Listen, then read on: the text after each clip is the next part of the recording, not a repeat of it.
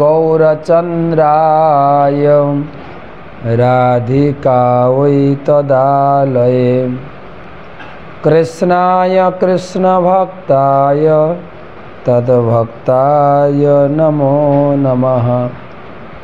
वन्देऽहं श्रीगुरुं श्रीयुतपदकमलं श्रीगुरून् वैष्णवांश्च श्रीरूपं साग्रजातं सहगण रघुनाथान्वितं तं सजीवं साद्वैतं सावधूतं परिजनसहितं कृष्णचैतन्यदेवं श्रीराधाकृष्णपादं सहगण ललिता श्रीविशाखान्वितांश्च।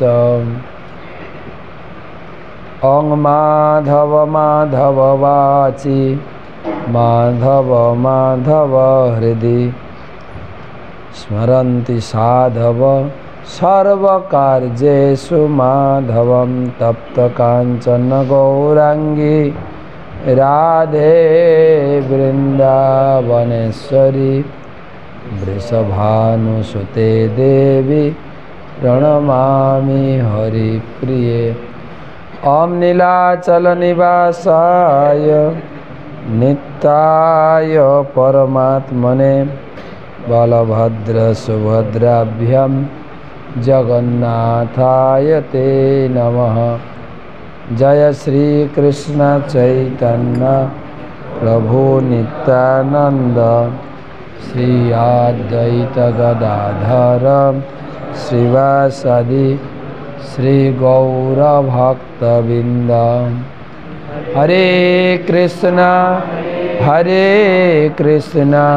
कृष्णा कृष्णा हरे हरे हरे राम राम राम हरे अरेक बार हरे कृष्णा कृष्णा कृष्णा हरे हरे हरे राम राम राम हरे हरे।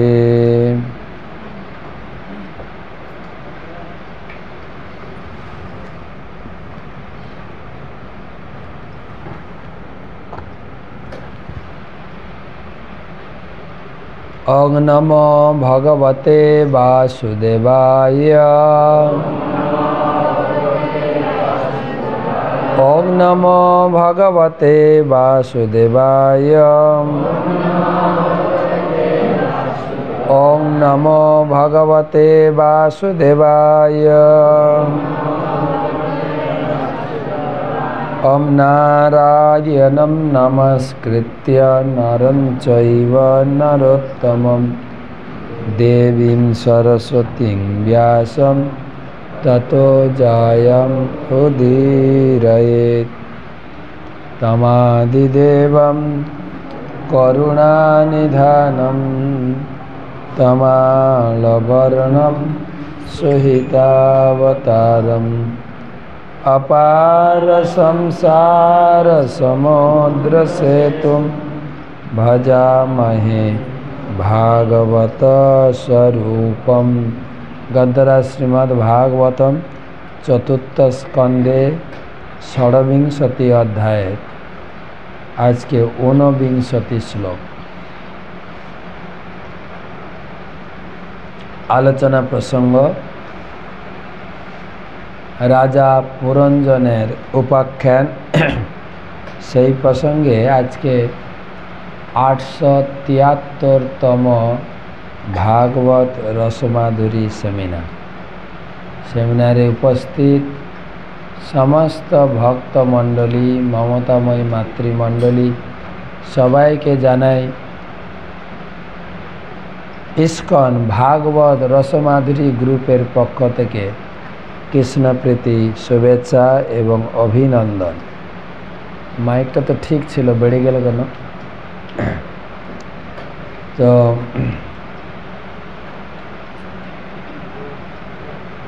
সর্বপ্রথম গুরুদেবের চরণে প্রণাম নিবেদন করে তার অহেতুকী কৃপা আশীর্বাদ প্রার্থনা করি। নম ওং বিষ্ণুপাদায় কৃষ্ণপ্রেষ্ঠায় ভূতলে শ্রীমতে জয় পতাকা স্বামিনিতি নামিনে। নম আচার্যপাদায় নিতাই কৃপা প্রদায়িনে।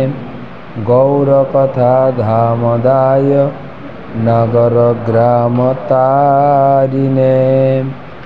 সেই সঙ্গে আমাদের এখানে উপস্থিত পরম পূজ্য শ্রী শ্রীমৎ ভক্তি অদ্বৈত নবদ্বীপ স্বামী মহারাজ এবং অনেক ব্রহ্মচারী প্রভু এবং মাতাজি সকলের চরণে বৈষ্ণবীয় প্রণাম নিবেদন করে আপনাদের আশীর্বাদ প্রার্থনা করি। বাঞ্ছা কল্পতরুভ্যশ্চ কৃপা সিন্ধু ভৈব চ পতিতানাং পাবনেভ্যো বৈষ্ণবেভ্যো নমো নমঃ। আমাকে বেশি করে কৃপা করবেন যেন একটু ভাগবত পড়তে পারি। তো ভাগবত মাহাত্ম্য মদেক বন্ধু মত সঙ্গীন মদ গুরু মত মহাধন মত নিস্তারক মদ ভাগ্য মদানন্দ নমস্তুতে। এই শ্লোকে বলা হচ্ছে, সনাতন গোস্বামী বলছেন, হে শ্রীমদ্ ভাগবতম, তুমি হচ্ছ আমার জীবনের একমাত্র বন্ধু। মত এক বন্ধু মত সঙ্গীন, তুমি আমার জীবনের একমাত্র সঙ্গী। মত এক বন্ধু মত সঙ্গী মত গুরু, হে ভাগবতম তুমিই আমার একমাত্র গুরু। মত মহাধন, তুমি হচ্ছ আমার জীবনের একমাত্র মহাধন। আমাদের ধন সম্পত্তি আছে, বাড়ি ঘর আছে, ব্যাংকে গচ্ছিত টাকা আছে, এগুলোকে সব বলে ধন। ধন সম্পদ বলে না, ধন সম্পদ। কিন্তু ভাগবত হচ্ছে মহাধন। মহাধন। যখন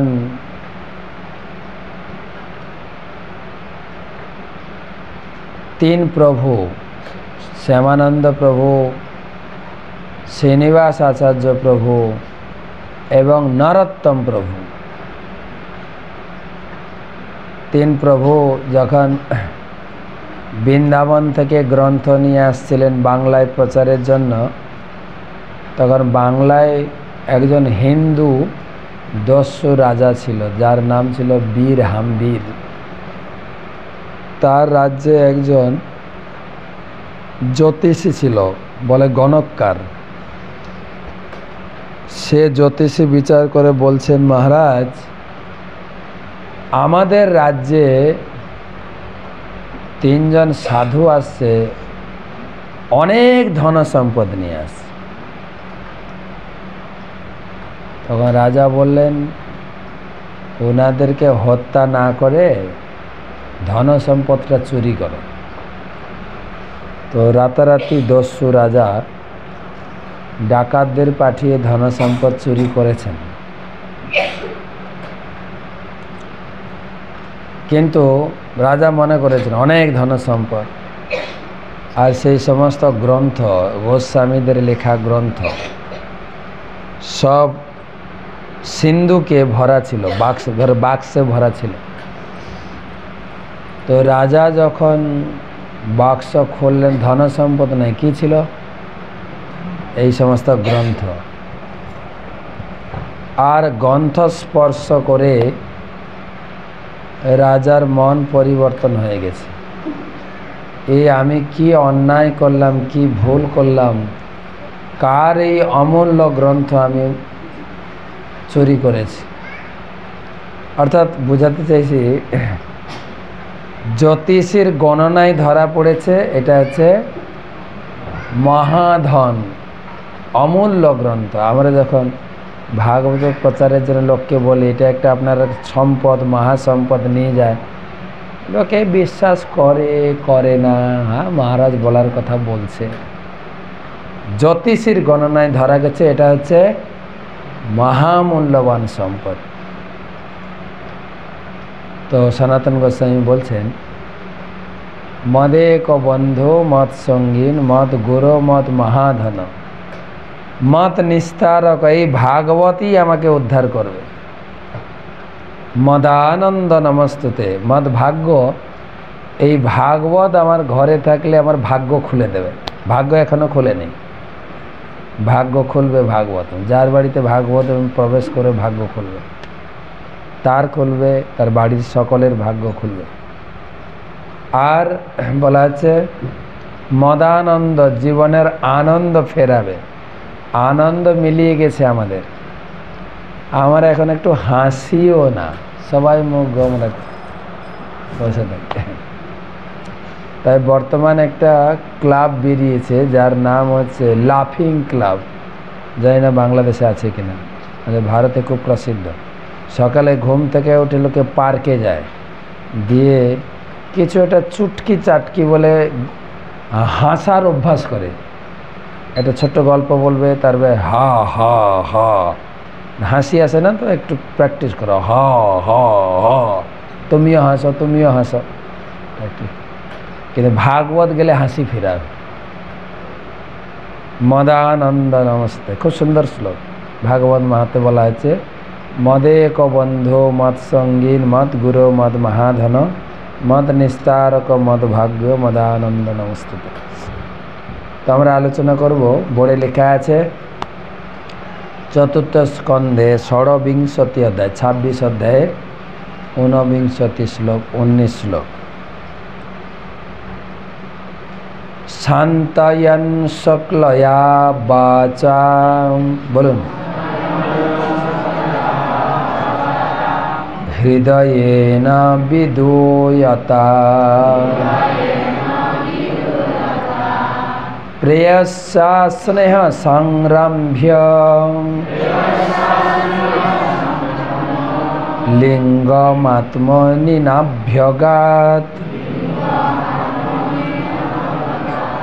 শান্তয়ন শুক্লয়া বাচা হৃদয়েন বিদূয়তা প্রেয়স্যা স্নেহ সংরম্ভ্য লিঙ্গমাত্মনি নাভ্যগাত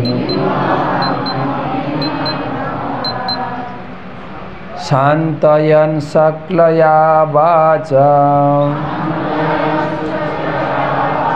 হৃদয়েন বিদূয়তা প্রেয়স্যা স্নেহ সংরম্ভ্য লিঙ্গমাত্মনি নাভ্যগাত। এবার বলেন,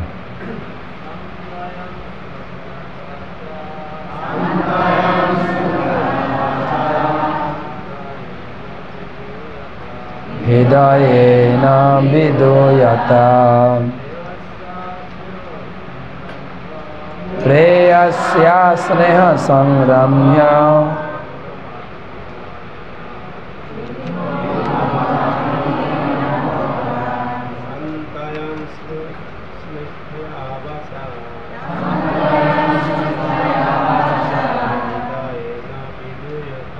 হৃদয়েন বিদূয়তা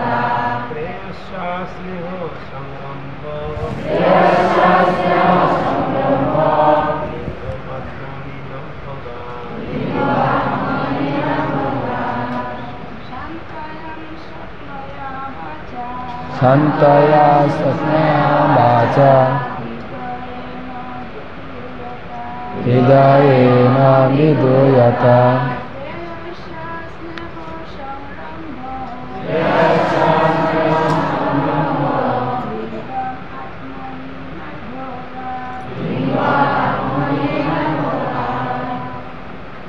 এই শ্লোকের অনুবাদ এবং তাৎপর্য করেছেন ইস্কন প্রতিষ্ঠাতা আচার্য কৃষ্ণ কৃপা শ্রীমতী শিল অভয় চরণ অরবিন্দ ভক্তি বেদান্ত স্বামী শিল প্রভুপাদ কি।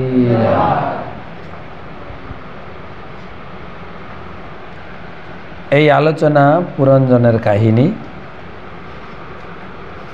দুঃখিত অন্তরে রাজা তার পত্নীকে মধুর বচনে সান্ত্বনা দিতে শুরু করেছিলেন। যদিও তার অন্তর অনুশোচনায় পূর্ণ হয়েছিল এবং তিনি তাকে সান্ত্বনা দিতে চেষ্টা করেছিলেন, তবুও তার প্রিয় পত্নীর প্রণয়জনিত কোপের উপশমের কোনো লক্ষণ দেখা গেল না। এর একটা রূপক কাহিনী। পুরঞ্জন এ ঘটনা শুরু হয়েছে 25 অধ্যায় থেকে 10 প্রচেতা প্রাচীন বহির্সতের পুত্র, তারা ভগবানের চিন্তায় ভগবানের ধ্যানে নিযুক্ত হয়েছেন। আর বাবা প্রাচীন বহির্সৎ, তিনি কর্মকাণ্ডে যুক্ত হয়েছেন, যজ্ঞ এবং যজ্ঞের পশু বলি। তো নারদ মুনি এসেছেন তাকে কর্মকাণ্ড বন্ধ করার জন্য। পুরঞ্জনের কাহিনী শুনিয়েছেন। পুরঞ্জন হচ্ছে আমাদের আত্মা, আমরা সবাই এক একজন পুরঞ্জন। আর পুরঞ্জনের স্ত্রী হচ্ছে আমাদের বুদ্ধি। আমাদের আত্মা হচ্ছে আমাদের পুরঞ্জন, আর স্ত্রী হচ্ছে মহিষী বা রমণী বা স্ত্রী হচ্ছে বুদ্ধি। তো আমরা অনেক সময় আমাদের সৎ বুদ্ধিকে পরিত্যাগ করে আমরা দুর্বুদ্ধিযুক্ত হয়ে ভোগ বাসনায় লিপ্ত হয়ে গেছি। সেই ভোগ বাসনা থেকে মুক্ত করার জন্য এই কাহিনী শোনানো হচ্ছে। অনেক সময় এত ভোগ বাসনা বৃদ্ধি হয়ে যায়, আমরা আরও নতুন ভোগ বাসনা খুঁজি, আর সেটাই কাহিনী রূপে বলা হচ্ছে। পুরঞ্জন মৃগয়া করতে গেছেন, অর্থাৎ অন্য স্ত্রীর কাছে গেছেন, আর মৃগয়া করে অনেক পশু হত্যা করে তিনি ফিরেছেন। ঘরে ফিরে এসে নিজের স্ত্রীকে খুঁজছেন, আর স্ত্রীকে সান্ত্বনা দিতে শুরু করছেন। আর স্ত্রী মানে আমাদের সংসারে ভোগ করতে করতে করতে করতে ক্লান্ত হয়ে এখন নিজের বুদ্ধির শরণাপন্ন হই, হায় রে, আগে থেকে যদি হরিনাম করতাম কত ভালো হতো। আমার বুদ্ধি তো এখন কাজ করছে না, ভালো করে গীতা ভাগবতম পড়ব তারও ধৈর্য নেই। সেই কাহিনী শুরু চলছে। রাজা তার মহিষীকে ত্যাগ করে পাপকর্ম করার উদ্দেশ্যে বনে যাওয়ার জন্য অনুতপ্ত হয়েছিলেন। তার মাধ্যমে বোঝানো হচ্ছে, কেউ যখন কৃষ্ণ ভক্তি ও শুভবুদ্ধি পরিত্যাগ করে পাপ কর্মে লিপ্ত হওয়ার জন্য অনুতপ্ত হন, তখন তার জড়জগতের বন্ধন থেকে মুক্ত হওয়ার দ্বার খুলে যায়। পুরঞ্জনের কাহিনী ভাগবতমের 4th স্কন্ধে খুব সুন্দরভাবে বোঝানো হচ্ছে। আমরা আমাদের শুভ বুদ্ধিকে হারিয়ে দুর্বুদ্ধিযুক্ত হয়ে কত পাপ করেছি, কত কাটাকাটি করে খেয়েছি। আমরা কাটি নাই, কিন্তু বাজার থেকে কিনে খেয়েছি। কত পাপ।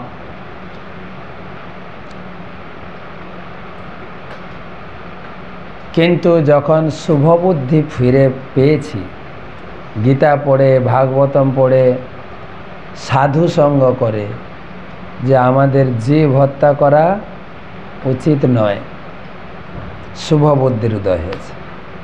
শুভবুদ্ধি মানে নিজের স্ত্রী, এখানে বলা হয়েছে, খুঁজে পেয়েছে। তখন অনুশোচনা হচ্ছে কি? অনুশোচনা হচ্ছে আগে ছি ছি ছি ছি কত পাপ করেছি। আমরা তো লোককে আঙুল দেখিয়ে বলি আপনারা আমিষ খাবেন না, 4টা পাপ কর্ম করবেন না। তখন আমাদের উত্তর আসে, প্রতিক্রিয়া আসে, তুমি খাওনি? হে, তুমি খাওনি? কথা বলতে হবে একটু সাবধান। আর আমাদের যদি অনুশোচনা হয় যে আগে কীরকম ছিলাম, কি খেতাম, কিভাবে কথা বলতাম, কিভাবে আচরণ করতাম, একটুও দয়া মায়া নেই। কিন্তু গুরুদেবের কৃপায় এখন একটু পরিবর্তন হচ্ছে তো নাকি হচ্ছে না পরিবর্তন? আগে হয়তো সেই দুর্গন্ধ জিনিসগুলো খেয়েছি, কিছু মনে হয়নি। এখন বাজারে আনাজ বা সবজি কিনতে গেলে সবজি বাজারের সাথে সাথে মাছের বাজারও থাকে। আমি এখানকার পরিস্থিতি জানি না, আমাদের দেশে দেখেছি। তখন সবজি কিনতে গিয়ে মাছের গন্ধ হলে নাক টিপে বাজার করতেছে। কি দুর্গন্ধ, সহ্য হচ্ছে না। জানি না সবজিগুলোতে আবার দুর্গন্ধ লেগে গেল কি না। একবার এক ভক্ত শ্রীশ্রীমৎ সেবক স্বামী গুরু মহারাজকে জিজ্ঞাসা করছেন, গুরু মহারাজ এতদিন দীক্ষা হয়েছে, মালা জপ করতে করতে মালাটা কালো হয়ে গেছে, কিছুই তো হলো না, কিছুই হলো না। তখন গুরু মহারাজ বলছেন, না না না, কিছুই তো হচ্ছে। তো গুরু মহারাজ বুঝতে পারছি না। তো বলছে এই ভক্তি জীবনটা হচ্ছে সমুদ্রের মতো অনন্ত। যেরকম তুই আকাশের দিকে তাকাবি, আকাশটা অনন্ত, শেষ নেই যেন। আচ্ছা, তুই বিমানে করে ধরো 10 কিলোমিটার উপরে উঠেছিস, তারপরে যদি আকাশের দিকে তাকাস মনে হবে কিছুটা এসছি, মনে হবে কি না? না। কিন্তু আমি যে 10 কিলোমিটার মাটি থেকে উপরে গেছি, কি করে বুঝবো? কি করে বুঝবো? কি করে বুঝবো? নিচে যদি তাকায়, হ্যাঁ আমি 10 কিলোমিটার উপরে, কিন্তু উপরে তাকালে বোঝা যাবে নাকি? ঠিক সেই রকম আমরা ভক্তিতে এগোচ্ছি কিনা, এই ভক্তি তো অনন্ত, কি করে বুঝবো যদি নিচে তাকাস? তো মানে হচ্ছে তুই তোর বন্ধু বান্ধবকে দেখ, তারা এখনো ওগুলো খায়, আরো অখাদ্য কুখাদ্য খাচ্ছে। তুই হয়তো খেতিস, কিন্তু এখন ওইগুলো তোর ভালো লাগে না। আগে হয়তো সিগারেট খেয়েছিস, এখন সিগারেটের গন্ধ, ও দাদা একটু দূরে খান না প্লিজ, হয় না? বলি না আমরা? তার মানে আমাদের চিন্তা চেতনা একটু একটু পরিবর্তন হচ্ছে, তো অনুভব করি হচ্ছে। তো সেটাই বলছেন প্রভুপাদ, এটা অনুতপ্ত হওয়া উচিত। তাকে তো বলছি, কিন্তু আমারও একটু বিচার করতে, আমিও তো ওইগুলো খেয়েছি তো আগে। ভালোভাবে শ্রদ্ধাভাবে বলতে হবে, না হলে কিন্তু লোকের সঙ্গে সঙ্গে, লোকে তো দূরের কথা, বাড়ির ছেলে মেয়েই বলছে, এই মাছ মাংস ছেড়ে দে না, তুমি খাওনি, তত বছর পর্যন্ত খাই তারপরে না ছাড়বো, বলে না? তো অনুশোচনা করে বুঝাতে হবে, আরে আমরা বুঝি নাই,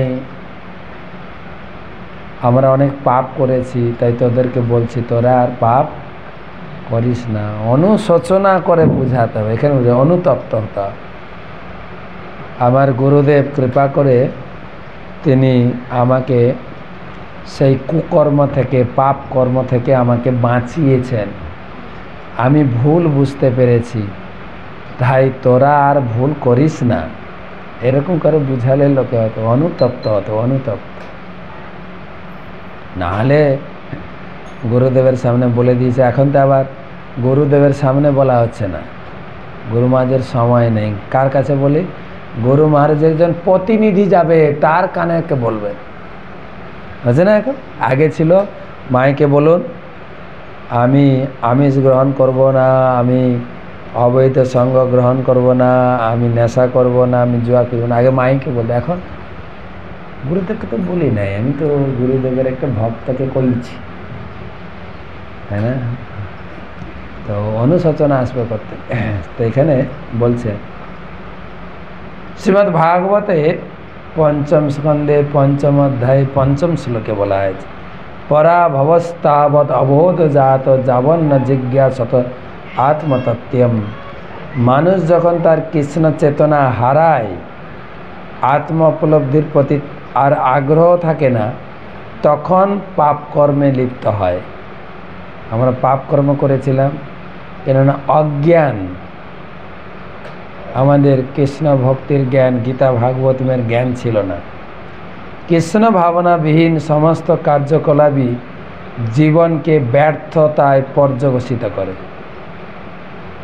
আমরা কালকে এক জায়গায় আলোচনা করছিলাম যে পর্যবসিত আপনি হবেনই। আপনার অনেক টাকা পয়সা থাকতে পারে, আপনি অনেক বড় ধনী, আপনার অনেক ঘর বাড়ি থাকতে পারে, আপনার অনেক পদ পজিশন থাকতে পারে, আমি এখানকার মেয়র, আমি এখানকার এমএলএ এমপি, পর্যবসিত আপনাকে হতে হবে।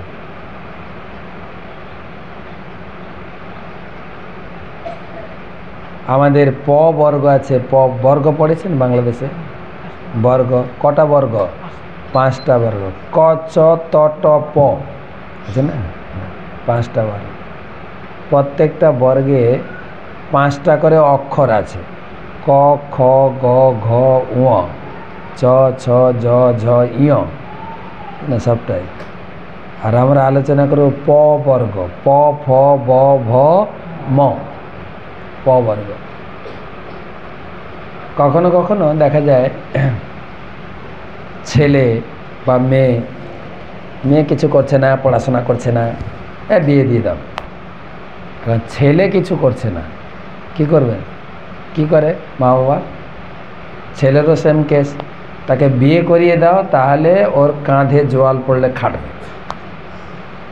অর্থাৎ চালু হলো প, প মানে পরিশ্রম। এখন তো বিয়ে করার আগে থেকে যা খাটাচ্ছে মা বাবা, হ্যাঁ, বাচ্চার 3 বছর হতে না হতে ও মহারাজ একটু হাতে খড়ি করিয়ে দেন, ব্যাস চালু হলো পড়াশোনা। তার ওজন যদি 5 কিলো হয়, পিঠে পড়বে 3 কিলো, হাঁটতে পারে না। ব্যাগ নিয়ে যে পরিশ্রম চালু হয়, হ্যাঁ, আমরা এরকম পরিশ্রম করি নাই। আমরা কতটুকুই বা পড়েছি। তা আবার পড়াশোনা শুরু হতো 6 বছর না হলে পড়াশোনা শুরু হবে না, স্কুলে ভর্তিই নেবে না। আর এখন মা বাবা একদম নির্দয়, ঠেলে মেলে, হাঁটতেও পারে না, পিঠে ব্যাগ, হাঁটতে পারে না। মা টেনে হিঁচড়ে নিয়ে স্কুলে দিয়ে আসে। আর স্কুলে গিয়ে কী করে জানেন? আমি একটা স্কুলে গেছি গীতা প্রচার করতে, তো একটা ক্লাসরুমের ভিতর দিয়ে যেতে হচ্ছে। একটা বাচ্চা এরকম,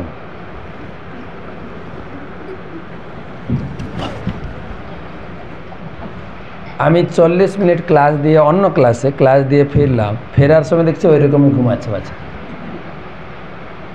পড়ে নাকি, ওই জন্য ঘুমাবে, মায়ের কাছে থাকবে, খেলাধুলা করবে। মা একদম টেনে হিঁচড়ে পৌঁছে দিয়ে গেছে। আর তারপরে তো যত বড় হবে তত টিউশন, ঘুম থেকে উঠেই টিউশন। তারপরে আগে তো ছিল 5টা 7টা 10টা বাচ্চা, একটা হতো ডাক্তার, একটা হতো ইঞ্জিনিয়ার, একটা হতো ড্যান্সার, একটা হতো সিঙ্গার। আমার বাচ্চা একাই সব করবে, একটাই তো গড়ে কয়টা? একটাই। তাকেই নাচ শেখাবে, তাকেই গান শেখাবে, তাকেই কম্পিউটারে ইঞ্জিনিয়ারিং হতে হবে, তাকেই সব। কত লোড পড়বে এবারে? আর কিরে পড়তে বল, কত পড়বো, বিরক্ত হয়ে। খেলাধুলা তো নেই, মাঠ নেই, কোথায় খেলবে? ঘরের ভিতরে। যা হবে, এই কতক্ষণ মোবাইলে গেম খেলবে, বাস পড়তে, বাস। পরিশ্রম চালু হচ্ছে 3 বছর থেকে, আর সে চলতে থাকে। বিয়ে করলে তো আর ছাড় নেই পরিশ্রম। কাল একটা গল্প বলছিলাম যে একটা বাড়িতে এরকম ছেলেটাকে বিয়ে করে দিচ্ছে, তাও পরিশ্রম করছে না, ইনকাম করছেই না। তখন মা খেতে দিচ্ছে, প্রতিদিন মা খেতে দেয়, বিয়ে করেই দিয়েছে, খেতে রেখে মা, মানে বাবা বসছেন, ছেলে বসছেন, সব বসে সবাইকে অন্ন পরিবেশন করে। যখন ছেলেকে অন্ন দেয়, এই বাসি ভাত খা, ভাত কিন্তু গরম, সবাইকে একই ভাত দিচ্ছে, কিন্তু ছেলের কাছে এলে বলছে বাসি ভাত খা। যদি দুবার ভাত লাগে, বাসি ভাত আরেকটু নে। ও চিন্তা করে ভাত তো গরম, বাসি ভাত কি করে হয়, বাসি ভাত হলে ঠান্ডা হবে, বাসি ভাত কিছু বলে না মায়ের উপরে। একদিন মা বাবা একটু গেছে আত্মীয় বাড়িতে, স্ত্রীকে বলে দিয়েছে, তুমি যখন তোমার স্বামীকে খেতে দেবে ওই একই কথা বলো, বাসি ভাত খাও।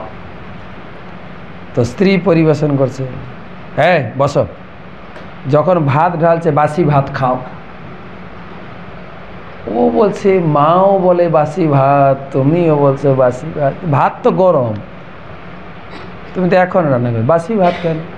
স্ত্রী বলছে, আমি তো জানি না, মা আমাকে বলতে বলছে তাই বলছি, মা এলে জিজ্ঞাসা করো।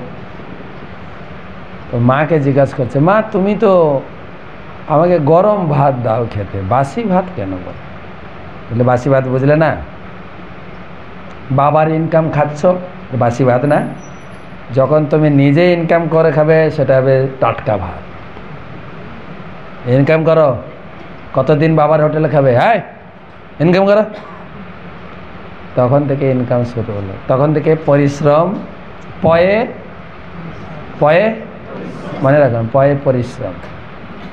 তারপর কি আছে, পরিশ্রম করতে করতে মুখ দিয়ে ফেনা বেরোচ্ছে, ফয়ে ফেনা, ফেনা বেরোতে না, না ফেনা বেরোয় কেন বোঝা যায় না, কিন্তু সারাদিন কাজ করতে করতে আর রুমাল দিয়ে মুখ মুছতে মুছতে রুমাল কালি হয়ে যায়।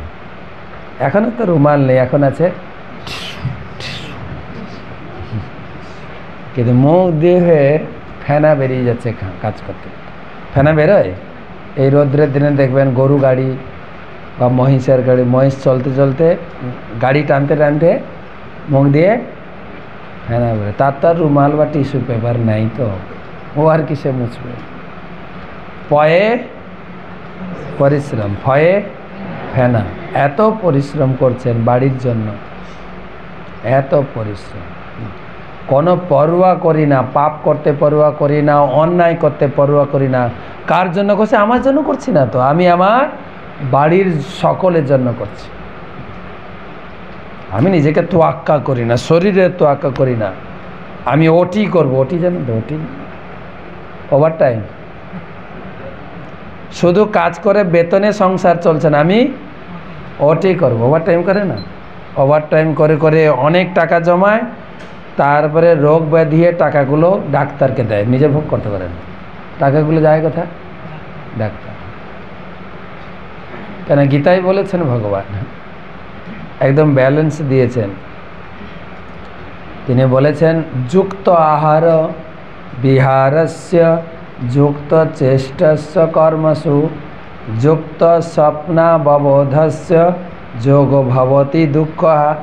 সব কিছু কিন্তু পরিমাপে করবে, যুক্ত আহার খাবে পরিমাণ মতো, বেশিও খাবে না কমও খাবে না, শরীর খারাপ করবে।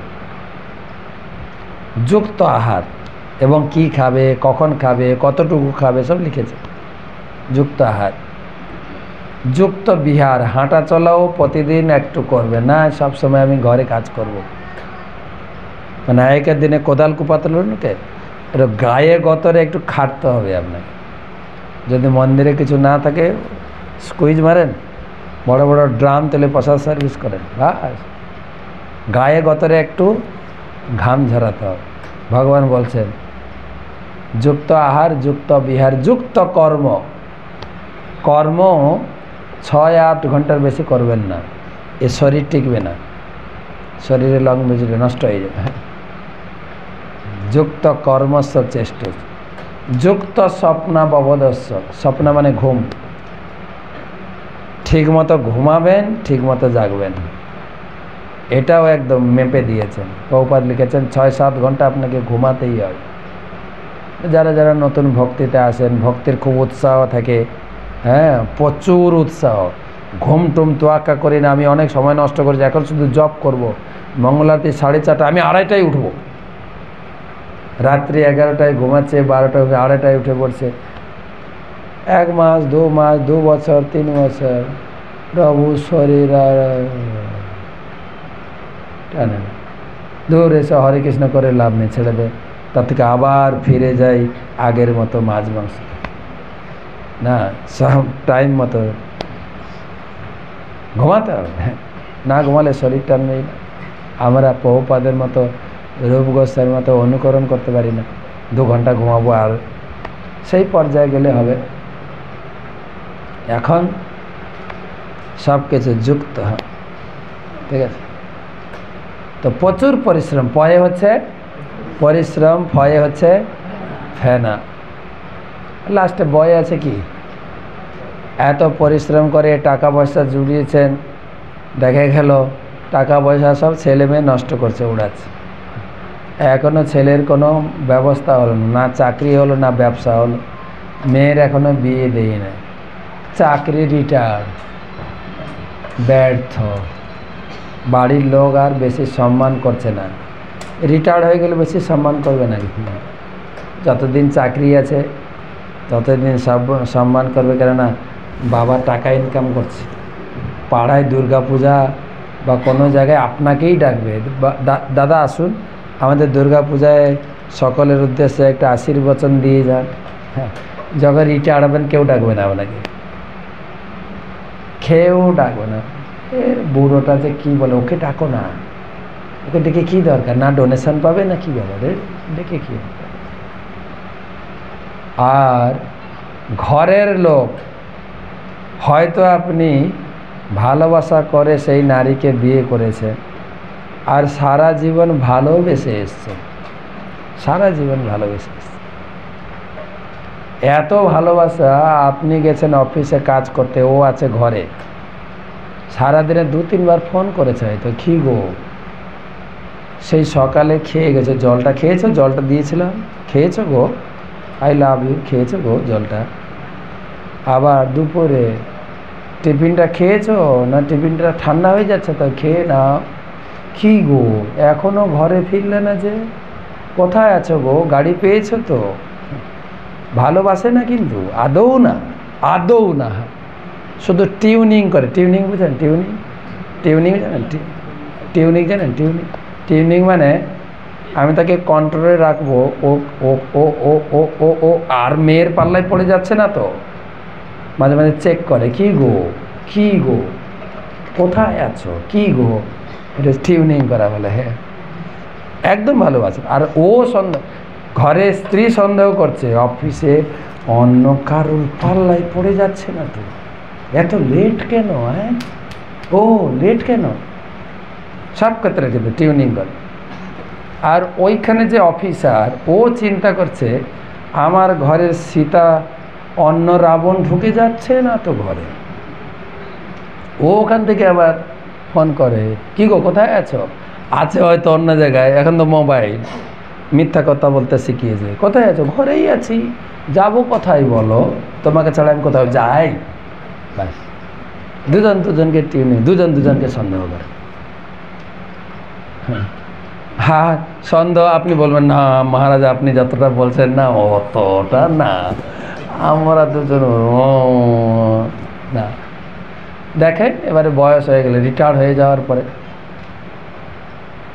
রিটায়ার্ড হয়ে যাওয়ার পরে কী হয়, আমাদের কৌতুক করে বলে স্বামী স্ত্রীর সংসারটা এক জোড়া করতাল। হ্যাঁ, একটা করতাল অফিসে, একটা করতাল ঘরে চুপচাপ, যেই অফিসের করতালটা ঘুরবে ঝমঝমা ঝগড়া ঝগড়া।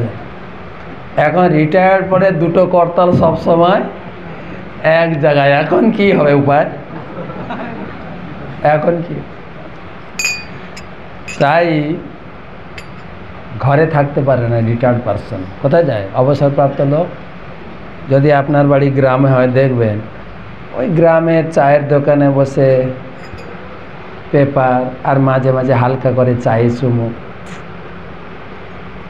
সময়টা কাটছে না, এখনো লাঞ্চের সময় হলো না গো।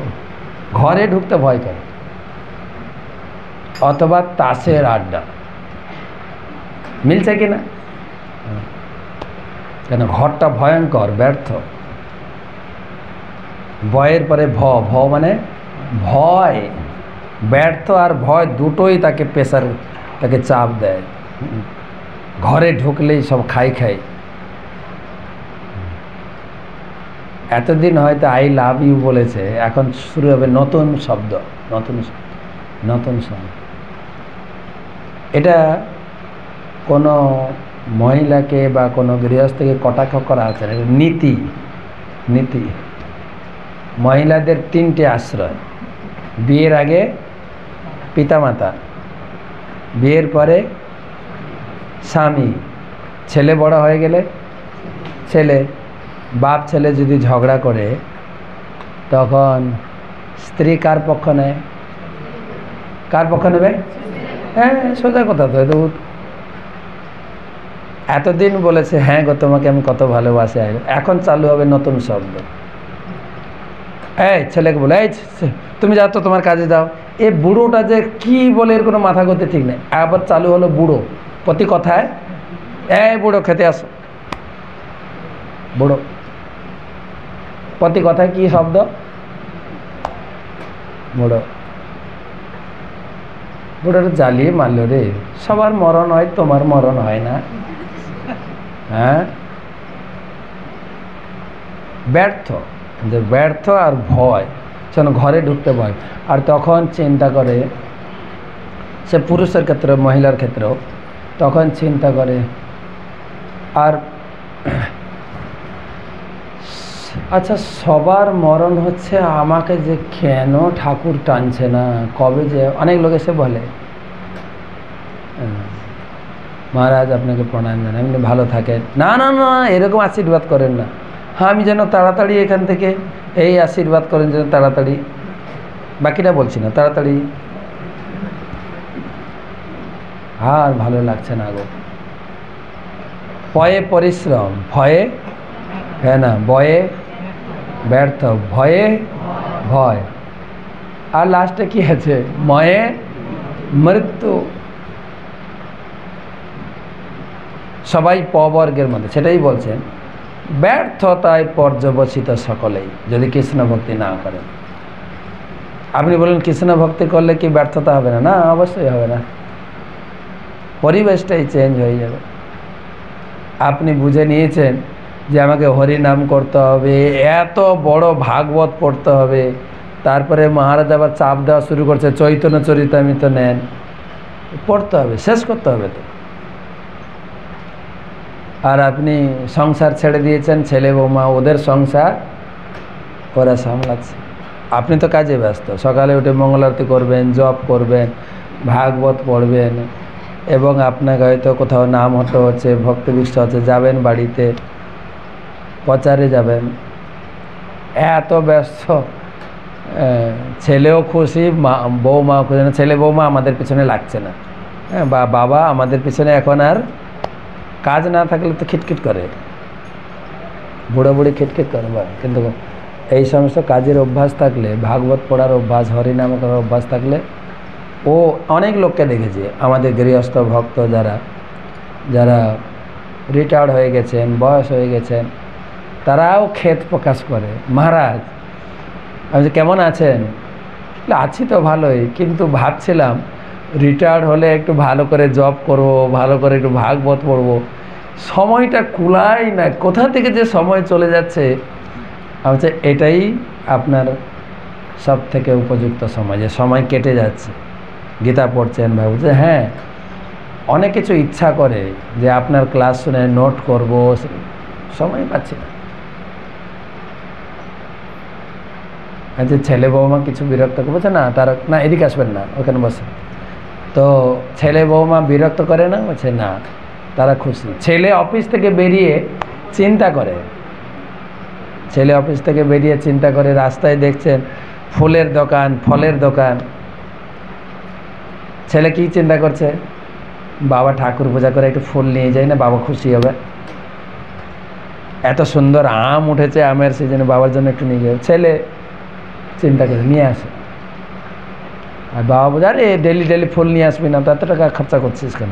বলছে বাবা তুমি এটাই বলছো, আমি তো ভক্তি করছি না, ঠাকুর পূজা করার সময় পাই না, তুমি যে ঠাকুর পূজা করছো আমি খুব খুশি, তাই একটু খুশি হয়ে আমি তো আমার ইনকাম তো তোমাকে কিছুই দিই না, এইটুকু দিই। মদে এক বন্ধু, আমার একমাত্র বন্ধু হচ্ছে ভাগবতম। তখন কাজে লাগবে রিটায়ার্ডের সময়। এখন তো গায়ে গরম, প্রচুর ব্যস্ত, প্রচুর টাকা, কত লোক আমার পিছনে ঘুরে, আমি কেন সাধুর পিছনে ঘুরবো, আমি কেন ঠাকুরের পিছনে ঘুরবো? আমার পিছনে এখন সবাই ঘুরছে। হ্যাঁ, তো সেই জন্য বলছেন জীবনে একটা সময় আসবে তুমি ব্যর্থতায় পর্যবসিত, সকলের জীবনে আসবে। তাই আচার্যগণ বলছেন যে যদি সুমঙ্গল চাও কৃষ্ণ ভজন গাও, জীবনের ঠিক নাই। বা ভক্তিবিনোদ ঠাকুর বলেছেন এবে না ভজিলে যশোদা সুত, তারপর একটা লাইন দেখে বৃদ্ধকালে বুঝবে চরমে পড়িবে লাজে, আর তখনই অনুশোচনা হবে। কিছু টাকা যদি ভগবানের সেবায় দিতাম কাজে লাগত। এখন তো যাবেন যে কোনো লোকের বাড়িতে, দাদা একটু হরিনাম করুন, দাদা একটু গীতা পড়ুন, দেখ মরার সময় নেই হরিনাম, এখন এসব বলে না, আমি খুব ব্যস্ত। এবারে ময়ে কি ছিল যেন, মৃত্যু, ময়ে ছিল মুখস্থ করতে, পয়ে পরিশ্রম, ভয়ে হেনা, বয়ে ব্যর্থ, ভয়ে ভয়, আর ময়ে মৃত্যু। এবারে চারজন ডেড বডিকে নিয়ে যাচ্ছে, বলছে বাবু এখন তো আপনার চাকরি নেই, সংসারে ঝামেলা নেই, হ্যাঁ আপনি তো এখন নিশ্চিত যাচ্ছেন, এখন একটু হরিনাম করেন, আপনার কোনো চাপ নেই, কিন্তু কোনো প্রেশার নেই, কোনো দায়িত্ব নেই, এখন আপনি পুরো ফ্রি, হরিনাম করুন। কিন্তু সারা জীবন তো না করেছেন, এখন না, এখন না। আর ডেড বডিও মাথা নাড়ে, দেখেছেন ডেড বডি? কেন শরীরটাকে, ডেড বডিটা শরীরটাকে ভালো করে বাঁধা হয়, মাথাটা খোলা থাকে।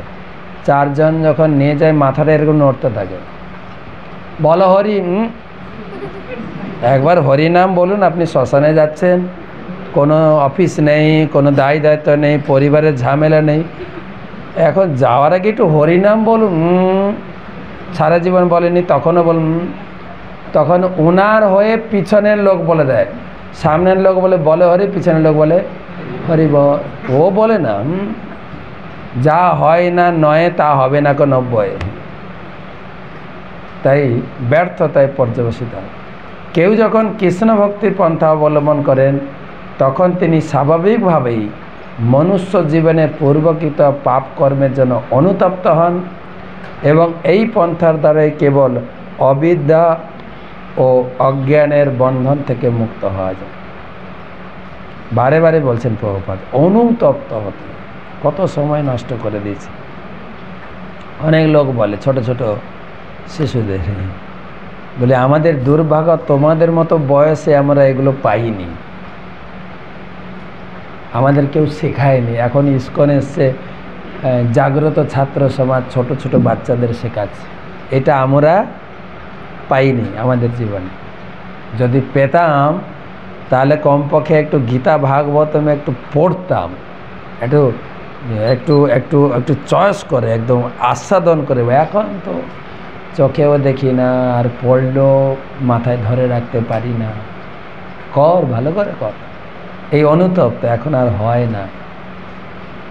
তো যাই হোক, গুরু কৃপায় শেষ বয়সে হলেও আমরা কৃষ্ণ ভক্তি পেয়েছি, সেটা গুরু কৃপা। হয়তো পরের জন্মে এটাকে কমপ্লিট করতে পারবো, কিন্তু অনুতপ্ত, অনুশোচনা হতে, অনুতপ্ত অনুশোচনা না হয়ে যদি আমরা কেবল, আর অনুতপ্ত অনুশোচনা আমরা করতে পারবো যদি নিয়মিত প্রভুপাদের গ্রন্থ, প্রভুপাদের এই তাৎপর্য যদি পড়ি, একটু একটু উপলব্ধি হওয়ার সম্ভাবনা থাকে। আর যদি নিয়মিত গ্রন্থ না পড়ি তাহলে এই অনুশোচনা আসবে। আমরা ভক্তি জীবনে এসেছি আনন্দাম বোধিবর্ধনাম, হরিনাম করে, গীতা পড়ে, ভাগবত পড়ে আনন্দ পাবো, ওতে আনন্দ নেই। কিন্তু আমাদের মোটামুটি আনন্দ কিসে? বিরিয়ানি আর ধোকা সবজিতে আনন্দ। শুধু ভালো করে খাওয়া দাওয়া করে ষোলমালা জপটা করছি, কিন্তু কবিরাজ গোস্বামী বা শিল প্রভুপাদ চৈতন্য চৈতন্যের তাৎপর্য লিখেছেন, যদি ভক্ত যদি ঠিক মতো প্রতিদিন গীতা ভাগবতম না পড়ে তাহলে ভক্তি জীবনে শুধু অন্ন প্রসাদকে জীবন কাটাবে, ভক্তিতে পতন হবেই। ডাইরেক্ট লিখেছে মধ্যলীলা 25 অধ্যায়ের পাবে 277 শ্লোকের তাৎপর্য একদম স্পষ্ট লিখে দিয়েছে। আর এটা তো প্রভুপাদের কথা না, তো এটা কার কথা? মহাপ্রভুর কথা। ভক্তিতে 3টে কাজ আপনাকে করতেই হবে, বলো কৃষ্ণ, ভজ কৃষ্ণ, কর কৃষ্ণ, শিক্ষা। বলো কৃষ্ণ মানে ভালো করে নাম জপ করবে, ভালো করে নাম জপ করবে। কিন্তু আমার তো মনে হয় আমরা দীক্ষা পাওয়ার আগে ভালো করে নাম জপ করতাম, নাম জপের প্রতি নিষ্ঠা ছিল। হ্যাঁ, আমার শিক্ষাগুরু যদি বলে 4 মালা করো, না প্রভু 8 মালা করতে পারবো, আমার হাতে অনেক সময়। একাদশীতে বলুন 25 বলা, আমি 1 লক্ষ করব। একাদশীতে অনুকল্প খেতে বলবো না, আমি নির্জলা করব। সব একদম আগে আগে। তারপরে মনে হতো যদি দীক্ষাটা পাই না আরও নিষ্ঠা করে করব। দীক্ষা পাওয়ার পরে আর বসে জব হচ্ছে না, জব মালাটা নিয়ে এখানে পাইচারি শুরু হয়েছে। হরে কৃষ্ণ হরে, কী গো প্রভু ভালো আছো, অনেকদিন তোমাকে দেখিনি, রাম রাম হরে হরে। মন খারাপ নাকি আপনার? রাম রাম। এবার চালু হলো, আর বসে যাব না এবারে।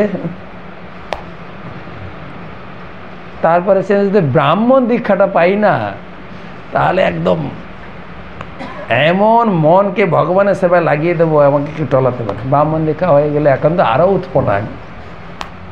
আমরা দেখি মায়াপুরে মঙ্গল আরতির পরে জপ করায়, বাইরে যত আপনারা অনেকে দেখেছেন তীর্থযাত্রী আছে, প্রথম যখন জপ করে না কি আগ্রহ, একদম একাগ্রতা, সোজা হয়ে বসে প্রতিটা নাম কত উচ্চারণ করে জপ। ঠিক 2-1টা মালা নিয়ে যদি দীক্ষিত ভক্ত বা আশ্রিত ভক্ত 2-1 জন বসে, ও 2 মিনিট বসার পরে ও বসবে না, গোর বেশি বসে না, চঞ্চল।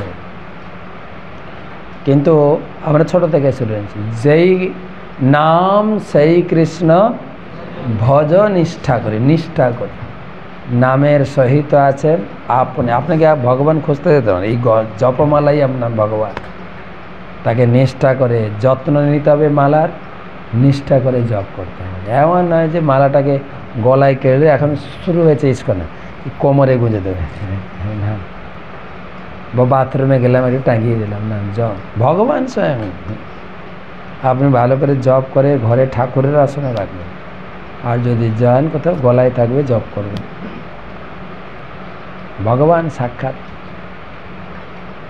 ভজ নিষ্ঠা করে, আর নিষ্ঠা ভরে যদি জপ করি কী লাভ হবে? আমি বুঝবো কী করে আমি নিষ্ঠা ভরে জপ করছি? মহাপ্রভু বলেছেন, নয়নং গলদশ্রু ধারায়া বদনম গদ গদ। প্রতিদিন তো পড়ছি, মানে জপ করতে করতে হৃদয় গলে যাবে, বরফ গলে জল হয়ে চোখ দিয়ে বেরোবে। কিন্তু আমাদের হৃদয় গলছেও না, কেননা নিষ্ঠা ভরে জপ করি না। আমাদের চোখ দিয়ে আর জল নামছে না, নামছে কোনটা দিয়ে? প্রসাদ দেখলে জিভ দিয়ে জল নামছে। অনেক সময় প্রসাদ পরিবেশন হয়ে যায়, প্লেটে প্রসাদ রয়েছে, মন্ত্রটা শেষ হচ্ছে না, জিভ দিয়ে ঢকঢক করে জল বেরিয়েছে। কতবার ঢোক গিল, কতক্ষণ আটকাবো বলুন? অনেকগুলো তো সামলাতে পারে না, খেতে শুরু করে দেয়। নিষ্ঠা করে নাম আছে। মহাপ্রভু বলেছেন ইহা হইতে সর্বসিদ্ধি হইবে। এইটা থেকে সর্বসিদ্ধি, এই নাম জপ থেকে তোমার সত্যযুগে 1 লক্ষ বছরের ধ্যানের সিদ্ধি, ত্রেতা যুগে 10,000 বছরের যজ্ঞের সিদ্ধি, দাপর যুগে ত্রেতা যুগে 10,000, দাপর যুগে 1000 বছরের পূজার সিদ্ধি শুধু বসেই হরিনাম করে পেয়ে যাবে। সর্বসিদ্ধি তোমাকে দিবে। তো বলো কৃষ্ণ মানে না কৃষ্ণ নাম বা কৃষ্ণ কীর্তন, বলো কৃষ্ণ, ভজ কৃষ্ণ। ভজ কৃষ্ণ মানে ভজ কৃষ্ণ ভালো করে নিষ্ঠা ভরে ভগবানের পুজো করবেন,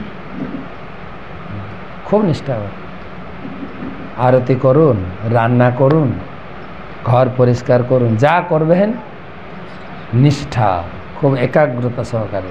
কালকের ক্লাসে বলছিলাম একাগ্রতা, সব কাজই সমান, সব সেবাই সমান।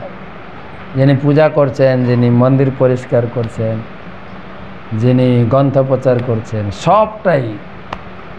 সবটাই অনেক বিশাল। এমন ভাববেন না যে আমার সেবা থেকে ওই সেবা শ্রেষ্ঠ, সব সেবাই শ্রেষ্ঠ যদি ভালো করে করেন।